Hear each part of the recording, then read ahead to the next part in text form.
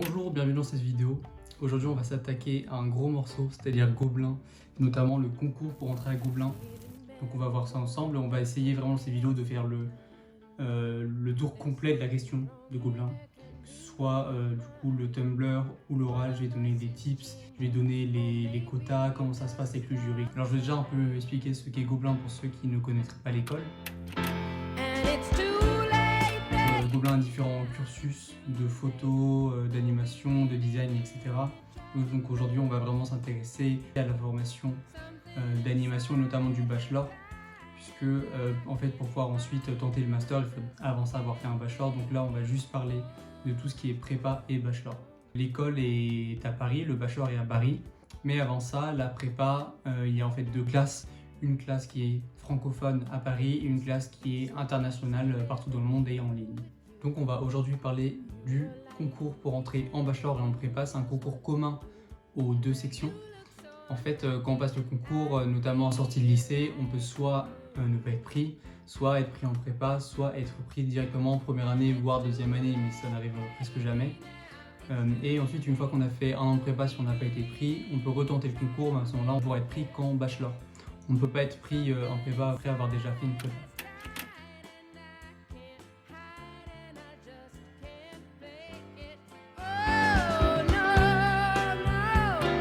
Du coup, on est parti, on va commencer par la première étape, l'étape d'admissibilité, c'est-à-dire l'étape du portfolio du Tumblr. Du coup, vu que le concours est commun, il faut savoir que entre la prépa et le bachelor, les attendus sont plus ou moins les mêmes, c'est juste en fait le niveau qui va changer entre les deux. Nice. On va aussi attendre plus de dessins évidemment. Du coup, on a ici les critères d'évaluation. Comme on peut voir, en fait, ils attendent environ 100 posts dans le Tumblr. C'est notamment pour ça que c'est noté sur 100 points. Mais j'ai vu passer des Tumblr avec 70 posts, voire moins, et d'autres passer qui avaient peut-être 250 posts. Donc ça varie vachement. C'est juste en fait une ligne un peu directrice à suivre, en sachant qu'ils vont notamment noter les quotas. Donc si les quotas ne sont pas respectés, vous n'aurez pas tous les points de ce côté-là. Il est important d'expliquer déjà que les dessins dont il parle, ce sont des planches, pas vraiment des dessins en soi. C'est-à-dire que si vous faites seulement 10 dessins, ce ne sera pas assez. Il faut faire 10 planches composées elles-mêmes de plusieurs dessins qui sont demandés dans les critères d'évaluation. Et ce sont ensuite ces planches que vous allez poster sur Tumblr en post. Du coup, le Tumblr est divisé en 3 catégories.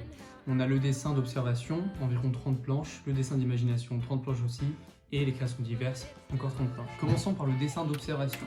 Alors, ils expliquent qu'il faut 10 dessins minimum d'études documentaires, donc dessin d'observation d'un ou plusieurs objets avec un regard analytique sur la lumière, les ondes, les reflets, les matériaux, les volumes, etc. Et pour ces parties-là, c'est-à-dire qu'il faut prendre des objets chez vous, ou que vous trouvez autour de vous, les dessiner dans un carnet. Les professeurs aiment bien, dans le Tumblr, qu'on note bien si ça a été fait dans un carnet, quels ont été les outils utilisés. Et il parle ici d'un regard analytique, puisque sur ce genre de dessin, le but ça va vraiment être de montrer que vous savez utiliser la couleur, que vous comprenez les volumes, les ombres, et aussi comment mettre des objets les uns à côté des autres afin de créer quelque chose d'intéressant. Pour ce genre de dessin, je vous conseille de commencer par des objets assez simples, et ensuite de vous tourner au fur et à mesure vers des choses plus complexes, comme des choses par exemple en verre, en métal, avec des reflets un peu plus intéressants et un peu plus compliqués à retranscrire sur le papier. Je vous conseille aussi de tenter plein de techniques. Faites du fusain, faites de la craie, de la peinture, du crayon, peu importe. Mais allez-y sur ce genre de projet, c'est à ce moment-là qu'en fait vous devez montrer ce que vous savez faire techniquement. Est-ce que vous savez bien dessiner ou pas. Donc à ce moment-là, il n'y a pas de question d'histoire, d'univers ou quoi que ce soit, c'est vraiment purement technique. Et c'est vraiment ce qu'attend Gobelin, parce qu'en fait Gobelin c'est une école hyper technique. Elle est connue pour ça, donc il faut avoir un très bon niveau de dessin pour rentrer dans cette école-là. On a ensuite 10 dessins minimum de modèles vivants croquis. Donc pareil, je vous conseille de prendre des cours de modèles vivants. Si vous ne pouvez pas prendre des cours de modèles vivants, là je vais afficher à l'écran différents sites qui peuvent vous aider, mais évidemment c'est toujours mieux de le faire dans la vraie vie. Là on dit modèle vivant croquis parce que ça comprend aussi les dessins de personnes que vous pourriez faire autour de vous.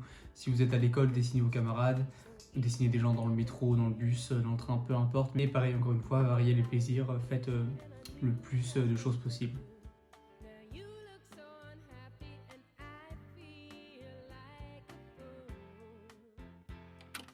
On a enfin 10 dessins minimum de vue urbaine et paysage.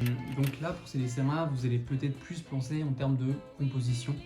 C'est-à-dire que n'ayez pas peur d'oublier certains détails qui vous semblent inutiles ou de mettre en fait plus en lumière certains éléments plutôt que d'autres, de jouer avec les couleurs, les ambiances, ce genre de choses.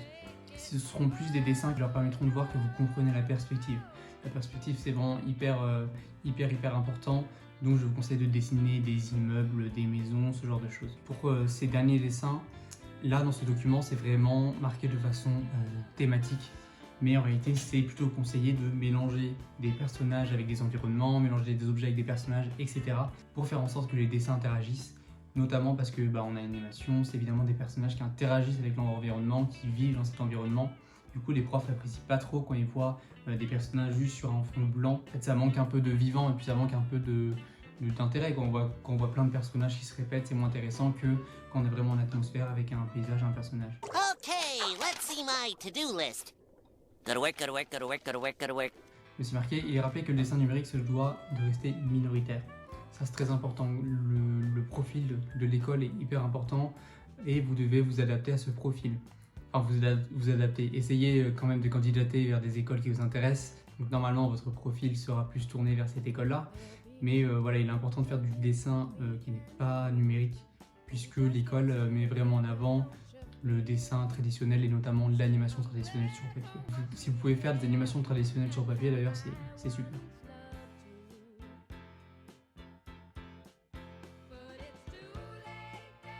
Ensuite, la deuxième catégorie, dessin d'imagination. Du coup, on recherche ici, pareil, des personnages en situation dans un décor, des personnages en action et des expressions faciales de personnages. Pour tout ce qui est dessin d'imagination, c'est super important de faire plein de recherches. En fait, les professeurs veulent voir votre capacité à réfléchir, ils veulent voir votre processus créatif. Personnage en situation dans un décor, donc il faut absolument apprendre à faire des décors. Beaucoup d'élèves refusent au début de faire de la perspective, donc en fait, c'est super important. C'est vraiment c'est nécessaire même, parce que votre personnage, il évolue dans un décor et il est impacté par ce décor. Et donc directement, quand vous faites des décors et que vous mettez vos personnages dedans, on a d'un coup en fait un univers qui est beaucoup plus grand et en tant que jury, ils peuvent plus facilement rentrer dans votre univers et rentrer dans vos histoires. Et puis les personnages en action, c'est en fait juste pour vous entraîner au mouvement, puisque c'est une école d'animation, donc évidemment vous devez faire des personnages qui bougent. Et donc ces personnages en action, vous pouvez faire des planches en fait de posing. Pareil pour les dessins d'expression faciale, c'est encore une fois des posing. La création diverse. Vous pouvez faire de la photo, de la sculpture, de la BD, de l'illustration, de l'animation. C'est vraiment la catégorie dans laquelle vous devez expérimenter. Vous devez montrer que vous vous intéressez à plein de choses, que vous aimez l'art en fait en général, que vous voulez créer et que vous avez quelque chose à apporter peut-être de différent comparé à d'autres élèves.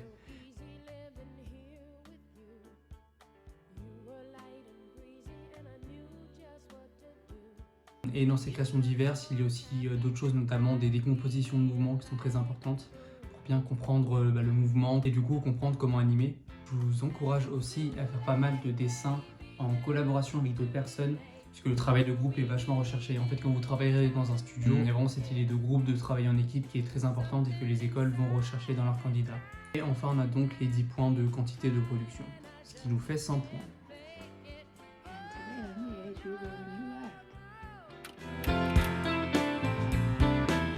Donc maintenant qu'on a grossièrement ce qu'il faut mettre en termes de dessin pur, je vais m'intéresser un peu à la forme. Donc quand vous ouvrez Tumblr, vous avez la possibilité de créer des posts. Au moment de créer des posts, il y a plusieurs choses à savoir. Déjà, il n'est pas possible de mettre plusieurs vidéos. Donc si vous voulez mettre plusieurs vidéos dans le même post, vous devez transformer ces vidéos en GIF pour pouvoir les imbriquer toutes, sinon ce ne sera pas possible. Ensuite, il est aussi important de savoir que vous pouvez poster, je crois qu'il y a une limite de 90 posts par jour, quelque chose comme ça. Donc je vous conseille bien de faire votre Tumblr au fur et à mesure de l'année. Si un jour avant la remise des Tumblr, vous comptez tout poster d'un coup, vous allez peut-être avoir une mauvaise surprise. Vraiment réfléchissez à l'avance et postez dès que vous avez terminé votre dessin, dès que vous avez fini votre planche. La forme, c'est hyper important, c'est la première impression que les jurys auront de votre Tumblr. Donc vraiment, il faut que ce soit clean, que ce soit nickel, afin de montrer au jury que vous êtes une personne organisée, une personne qui sait ce qu'elle fait, qui sait où elle va. Et donc c'est vraiment super important. Il est recommandé de scanner ses dessins. Gobelin a d'ailleurs, je crois, mis des vidéos sur YouTube que je mettrai pareil en description, afin d'expliquer comment scanner correctement ses dessins et comment organiser son Tumblr. Mais du coup, comme je vous ai expliqué, c'est bien de regrouper vos différents dessins sur une planche et de faire en sorte de poster 1 à 3 à 4 planches par post pour qu'on ait vraiment quelque chose, pour qu'on ait vraiment un Tumblr qui soit fourni et qui soit de qualité. Donc oui, ça c'est important aussi la qualité, il faut que vos dessins soient vraiment plus que corrects. En fait, ils attendent à la fois des sketchs moins précis, plus lâchés, mais à certains moments des choses beaucoup plus travaillées, notamment des décors avec des personnages, avec des couleurs, avec différentes recherches de couleurs, une illustration finale, etc. Et par exemple, si c'est un projet, n'hésitez pas à tout rassembler dans le même post, comme ça ce sera plus compréhensible pour le jury. Et ensuite, vous pouvez faire un post avec différents dessins d'observation, puis un autre post d'imagination. Parce qu'un autre point important est en fait alterner entre les posts d'imagination et d'observation, afin que le jury ne s'ennuie pas ou n'ait pas l'impression de voir la même chose plusieurs fois d'affilée. Et comme ça, le jury n'aura pas l'impression que votre Tumblr est le même tout du long. Une autre chose importante qui, des fois, pêche dans certains Tumblr, c'est la couleur. Si votre Tumblr est complètement noir et blanc, en fait, on s'ennuie super rapidement. Donc, n'hésitez pas, en fait, ça se lie au fait de changer de technique, mais il faut vraiment varier les plaisirs, mettre de la couleur, puis faire des choses en noir et blanc, puis faire des choses à l'encre, à l'aquarelle, à la gouache, etc. Ensuite, il est aussi recommandé de noter les posts, ce qui leur permettra en fait quand ils arrivent au tout début de votre Tumblr, puisque votre Tumblr est organisé du plus ancien au plus récent, à voir le nombre de posts que vous avez au total. Et en fait, les jurys, ce qu'ils font, c'est qu'ils descendent tout en bas dans votre Tumblr et ils remontent rapidement pour regarder du coup dans le bon ordre. Et donc voilà, les noter, ça permettra d'avoir quelque chose d'assez bien organisé, notamment si vous voulez avoir des retours, par exemple, même c'est plus simple de dire ah, dans le post 37, t'as fait ça, c'est pas mal. Dans le post 49, faut peut-être améliorer ça. Il faut aussi savoir que les jurys en fait se partagent les Tumblr entre eux pour avoir un avis plus ou moins uniforme. Et du coup, ils peuvent très bien dire tiens, regarde au post numéro 40, il a fait ça, c'est pas mal. Ah, moi j'aime bien le post numéro 59, etc. Une autre chose qui peut être intéressante, moi c'est ce que j'ai fait notamment avec les tags, parce qu'on peut rajouter des tags sur Tumblr. J'ai mis à chaque fois déjà les matériaux que j'ai utilisés, le médium. Et j'ai aussi rajouté le format en fait de la page, ce qui permet notamment de montrer si vous avez fait des recherches, que vous allez faire des recherches par exemple sur des formats plus petits, si vous faites une illustration finale, ça peut être intéressant de dire que vous l'avez faite sur un format A3 par exemple. Je vous conseille aussi d'ajouter les logiciels que vous utilisez, que ce soit Photoshop, Procreate, peu importe, mais ça leur permet aussi d'avoir un peu une idée de votre capacité à utiliser les logiciels. Enfin, par rapport au Tumblr, je vous dirais de ne pas négliger le dessin d'observation. J'ai vu passer certains Tumblr en prépa de personnes qui ne faisaient pas énormément de dessins d'imagination, voire pas du tout, mais qui par contre avaient un dessin d'observation qui était vraiment très très fort. Et en fait dans ces cas-là, le jury se dit que même si l'élève n'a pas fait beaucoup de dessins d'imagination, vu son niveau et vu le fait qu'il dessine beaucoup au quotidien, il pourra par la suite faire des dessins d'imagination qui seront pas mal. Du coup, ils ont plus de chances d'accepter ce genre de profil plutôt qu'un profil vachement tourné vers l'imagination. Si tout se passe bien, si vous avez la chance, vous devriez être admissible. Et ensuite, à partir de ce moment-là, on doit se préparer pour l'oral. Du coup, on va passer à cette deuxième partie, l'oral qui permettra de savoir si vous êtes admis ou non.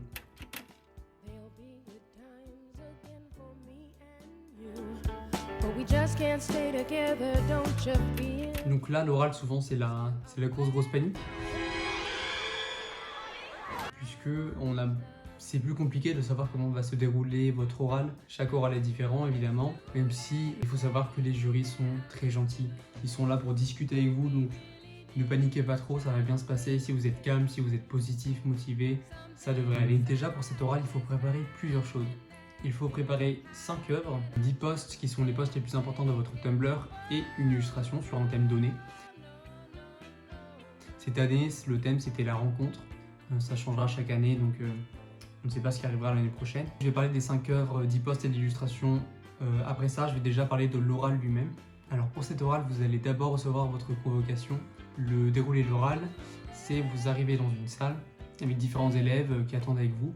Et une fois qu'un jury est disponible, les administrateurs de la salle vous envoient vers ce jury. Et avant ça, il faut que vous montriez votre photo d'identité. Et à certaines personnes, apparemment, ils leur ont demandé leur convocation. Ça n'a pas été mon cas, donc je ne sais pas si c'est une fake news ou s'ils la demandent vraiment de temps en temps. Et à ce moment-là, vous avez 20 minutes pour votre oral. Pendant cet oral, on va d'abord regarder les critères d'évaluation comme pour le Tumblr. Donc on a à nouveau le niveau de dessin, sens du volume, etc. En fait, c'est comme une sorte de double check de votre Tumblr, puisque du coup, depuis l'admissibilité, vous avez eu un peu de temps pour dessiner. Même sur été, on n'a jamais tant de temps que ça, vu qu'on se prépare pour l'oral et on a souvent d'autres concours à ce moment-là. Mais bon, bref. Et on a ensuite l'illustration imposée dont j'ai parlé qui est sur 20 points, et la présentation des 5 œuvres qui est aussi sur 20 points. Comme vous pouvez le voir, l'entretien de motivation, il est lui sur 40 points. Donc c'est vraiment ce qu'ils vont aller voir en fait. Ils vont aller voir si vous êtes motivé et si vous êtes quelqu'un qui a une bonne personnalité en fait. Et puis vérification de l'anglais compris et parlé, puisque en bachelor tous les cours sont en anglais. En fait, il n'y a pas vraiment de notes pour l'anglais, mais si vous ne parlez pas anglais, vous ne pourrez pas être pris malheureusement, puisqu'il y a des élèves internationaux qui ne parlent pas français. Et donc vous n'avez pas le choix, vous êtes obligé de parler anglais. Du coup, l'oral va pouvoir commencer. Et pour moi, les 2 euros se sont passés de la même façon. Et pour mes amis qui ont passé le concours Gobelin, c'était la même chose. Ils vont d'abord vous demander de vous présenter et de dire pourquoi Gobelin vous intéresse, pourquoi vous voulez rentrer dans cette école. Et donc votre but va être de faire une liaison avec votre Tumblr pour ensuite parler d'un projet ou de certains de vos dessins et pouvoir ainsi transitionner en fait entre la phase de présentation de qui vous êtes de votre parcours et la phase du Tumblr où vous parlez de vos projets et de ce que vous aimez faire. Quand vous vous présentez, n'hésitez vraiment surtout pas à parler de vos loisirs en dehors de l'animation, puisqu'en fait le jury va avoir passé toute la journée des personnes qui sont passionnées par l'animation mais qui feront pas grand chose à côté, et donc ils vont plus chercher des profils un peu différents qui pourraient aimer des choses particulières, que ce soit la musique, je sais pas, même cuisiner par exemple, ça pourrait les intéresser en fait. Puisque quand on fait des projets, chacun apporte sa patte à un projet afin de créer quelque chose d'unique. Et apporter sa patte, ça peut juste tout simplement être dire j'aimerais bien faire un film sur le tennis par exemple. Moi, ce que j'ai fait, et je vous conseille de faire pareil parce que je pense que c'est pas une mauvaise idée, c'est de leur dire de regarder plutôt les dessins d'observation, puisque vous aurez moins la chance en fait de revenir dessus par la suite. Pareil pour les dessins de décomposition d'ailleurs. Du coup, si vous faites ça, ils pourront en fait voir votre Tumblr dans son entièreté au moment où vous parlerez ensuite du dessin d'imagination, de vos projets. Et après ça, vous continuez un peu de raconter votre vie, honnêtement. C'est bien de dire si vous avez fait des portes ouvertes, si vous avez pu parler avec des étudiants à Gobelin, si vous avez fait le parcours lycéen Gobelin, si vous avez fait des cours pendant les vacances, des stages, etc. Et en fait, ils vont soit vous laisser, comme j'ai dit, transitionner vers Tumblr, soit ils vont vous couper s'il y a un élément qui leur semble intéressant, important pour que vous apportiez des précisions pour en discuter, puisque c'est vraiment un échange entre le jury et vous.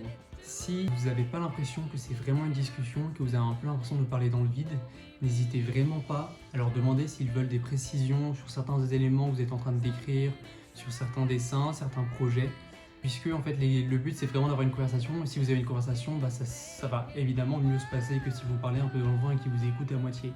Donc je vous conseille vraiment de faire ça, d'essayer en fait de les raccrocher, comme un professeur qui poserait des questions à ses élèves. Aussi, quand vous parlez de vos projets, il faut suivre, c'est bien de suivre un schéma qui est qu'est-ce qui vous a inspiré pour ce projet, qu'est-ce que vous avez appris lors de ce projet, comment vous avez grandi grâce à ce projet, et après évidemment mettre en avant votre travail par rapport à votre projet professionnel.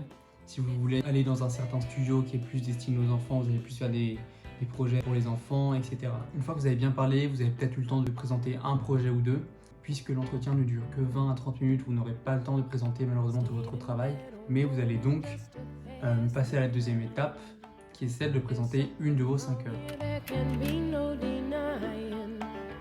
Donc les 5 œuvres, ce sont des œuvres qui ne vous appartiennent pas, ce sont des œuvres d'autres artistes que vous trouvez inspirantes, qui vous inspirent dans votre travail. On va rapidement essayer de comprendre comment choisir ces 5 œuvres, qu'est-ce qu'il est important de montrer. Donc pour ces 5 œuvres, il faut déjà qu'il y ait un lien avec votre Tumblr. En fait, puisque ce sont des œuvres qui vous inspirent, le jury s'attend à voir votre Tumblr a un lien avec ces 5 œuvres. Ensuite, il faut que ces 5 œuvres soient variées pour que vous puissiez montrer au jury que vous ne restez pas dans la même catégorie, que vous vous intéressez à plein de sujets différents, de plein d'époques différentes. C'est bien si par exemple vous montrez un film d'animation, mais aussi par exemple une sculpture, ou quelque chose par rapport à la mode, ou par rapport à la photographie, par rapport à la danse. Peu importe, mais quelque chose qui est un peu plus éloigné que juste un dessin ou quelque chose de visuel. Il est aussi bien de montrer des œuvres qui vous inspirent de façon purement graphique, ainsi que des œuvres qui vous inspirent plus par leur thématique, la façon qu'elles ont d'aborder ces thématiques, ou même l'artiste, les valeurs qu'il revendique, ce genre de choses. Et c'est notamment pour ça que quand vous faites des histoires, il est important d'aller au-delà le fait de créer des tableaux sur Pinterest, puisqu'en fait quand vous créez des tableaux sur Pinterest et que vous ne regardez pas vraiment qui sont les artistes, Vous allez vous rendre compte au moment de l'oral, j'espère que ça ne va pas vous arriver, que en fait vous ne savez pas quoi présenter comme 5 œuvres et vous ne savez pas quelle œuvre se rapproche à votre Tumblr, puisque vous n'avez que des œuvres qui sont similaires et qui sont purement graphiques sur Pinterest, ce qui est un peu dommage. Donc je vous conseille du coup, quand vous travaillez sur vos projets et vos différentes histoires, de en fait pour chaque projet, réfléchir à 3-4 œuvres qui varient, comme j'ai dit, par rapport au style, par rapport à l'histoire, etc. Donc pour ces 5 œuvres, c'est super important de très bien les connaître, puisque le jury attend de vous que vous soyez vraiment passionné par les artistes et par les œuvres que vous présentez. Et donc il va plus vous poser des questions, faire des liens avec peut-être d'autres artistes. C'est à ce moment-là que vous devez montrer que vous avez des références culturelles, que vous êtes intéressé au milieu de l'animation en entier et non pas seulement au fait de dessiner. Aussi, vous devez évidemment un peu impressionner malheureusement le jury, donc il est important de montrer des œuvres qui ne sont pas trop évidentes. J'ai pu voir pas mal de Tumblr passer. Il y a par exemple certaines œuvres qui semblent intéressantes et qui sont en soi intéressantes, mais que le jury voit passer encore et encore et encore. Je pense à Coraline, par exemple Samuel, je le vois tout le temps aussi, ou certains tableaux super connus. Ce qui est aussi important, c'est de choisir une œuvre qui soit précise. C'est-à-dire, je m'explique. Si vous choisissez par exemple une œuvre d'un film, vous pouvez prendre l'affiche du film, vous pouvez prendre une scène du film, et du coup, à l'oral, en fait, le jury attend de vous que vous précisiez pourquoi vous avez choisi cette image-là en particulier. Il ne vous reste plus qu'une partie de l'entretien, c'est-à-dire l'illustration. Le but de cette partie-là est de montrer que vous êtes capable de créer en peu de temps, puisque du coup vous connaissez le sujet de l'illustration qu'à partir du moment de l'admissibilité, que vous êtes capable de créer une image qui soit à la fois bonne techniquement, donc en termes de dessin pur. C'est pour ça qu'il est important de montrer que vous savez faire des volumes, que vous savez travailler peut-être la couleur, les ombres, ce genre de choses. What the? How the? A perfect circle? Do it again. Show your process. Well, first I draw this head, then I erased some of the more detailed features, and 1, 2, 3, a circle thing. Cette illustration, on appellerait ça plutôt une still frame dans le processus créatif d'une animation, c'est-à-dire une image aboutie qui montre visuellement à quoi ressemblerait votre projet s'il était en entier. Pareil pour cette illustration, je vous conseille de faire pas mal de recherches puisqu'ils aiment bien avoir du coup des recherches et notamment des recherches visuelles, des recherches de composition pour montrer que vous êtes vraiment allé loin dans ce projet-là. Ça peut être aussi pas mal de montrer que vous êtes tellement investi que vous allez plus loin que l'illustration. Peut-être que vous faites plusieurs illustrations, peut-être que vous faites d'autres projets à côté. Je sais que par exemple moi j'ai fait 3 animations sur papier pour aller avec cette illustration et montrer à quel point j'étais motivé. C'est aussi une illustration qui est entièrement traditionnelle. Ils peuvent d'ailleurs pendant l'entretien peut-être vous demander de la montrer à la caméra. Il est aussi bon de noter qu'il faut que cette illustration soit dans un format A4, donc c'est vraiment pas grand. Du coup je sais que ça va être un peu compliqué si vous prenez des outils comme la peinture par exemple, c'est quelque chose pareil à prendre en compte. Enfin, du coup, vous êtes arrivé à la fin de votre oral, les 5 œuvres sont passées, l'illustration est passée, et ils vont sûrement vous poser une dernière question. Ça peut être sur pourquoi leur école, peut-être sur votre motivation, peut-être sur votre travail en groupe, peut-être sur quel est votre studio de rêve, qu'est-ce que vous pensez améliorer dans votre dessin dans les mois qui arrivent. Ils peuvent aussi vous mettre dans une situation réelle. Par exemple, ils peuvent vous dire, vous êtes dans un projet en groupe d'animation, 2 élèves veulent faire le même travail, veulent tous les 2 faire des décors par exemple, qu'est-ce que vous faites pour améliorer la situation, comment réagissez-vous, etc. Ils vont sûrement vous dire que l'entretien est terminé et ils vont vous demander si vous avez des questions.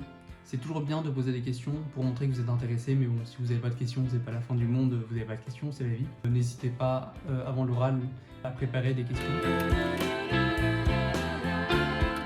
Maintenant qu'on a passé en revue le Tumblr et l'oral, je vais terminer avec quelques tips qui peuvent vous être utiles. Déjà, je vous conseille d'utiliser le fait que l'oral soit en distanciel. Vous pouvez notamment mettre des post-it en fait autour de la caméra pour vous rappeler des éléments un peu clés de votre discours, ce qui vous permettra de ne pas être trop perdu. Ensuite, je vous conseille évidemment de faire des portes ouvertes ou peut-être même de contacter des élèves soit dans l'école que vous visez, soit même des professionnels, même s'il y a moins de chances qu'ils vous répondent, pour leur demander s'ils peuvent regarder votre portfolio, faire un retour sur vos travaux, etc. La plupart des gens sont très gentils, donc n'ayez pas trop peur de les déranger. Au pire, ils vous diront non, c'est pas grave. Je sais qu'il y a aussi un Discord pour avoir des informations. J'avoue que je suis pas dessus, donc je sais pas du tout si c'est bien ou pas. Mais en tout cas, j'en ai entendu parler. Pareil, j'essaierai de le mettre en description. Enfin, il y a différentes vidéos sur YouTube de gens qui montrent leur portfolio, ce qu'ils ont fait. Enfin, un dernier point important, je vais en parler un peu des 3 profils qui sont en fait acceptés en bachelor. Ça, c'est pas vraiment quelque chose d'acté, c'est quelque chose que j'ai pu remarquer au fil des ans. Mais j'ai l'impression qu'il y a 3 profils. Il y a premièrement le profil d'une personne qui a soit une histoire personnelle, soit un univers qui est particulier. Et donc, en fait, pendant l'oral, il faut absolument marquer le jury. Du coup, ce genre de profil-là vont plus marquer le jury parce qu'ils ont quelque chose de unique.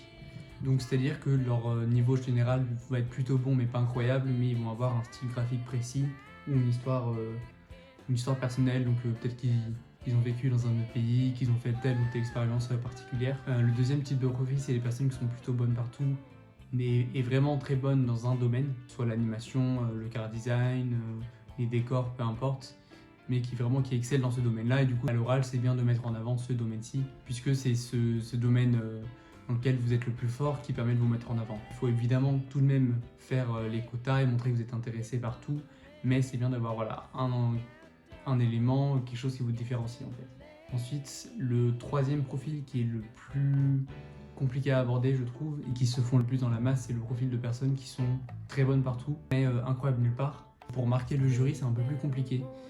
Mais une des choses que vous pouvez faire, c'est par exemple travailler dans les 30 autres planches, faire des choses en volume, travailler avec du papier découpé. Vous pouvez aussi faire par exemple beaucoup de dessins avec d'autres personnes, beaucoup de travaux en groupe, mais c'est bien d'avoir quelque chose qui marque l'esprit en tout cas.